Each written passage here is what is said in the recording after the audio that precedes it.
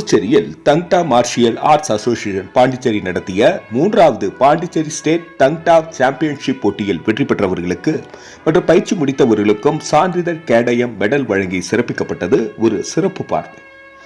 8 September 2024 11:30 மணி அளவில் Puducherry presidency மேல்நிலைப் பள்ளி எலைட் வளாகத்தில் நடைபெற்றது இந்த நிகழ்ச்சி.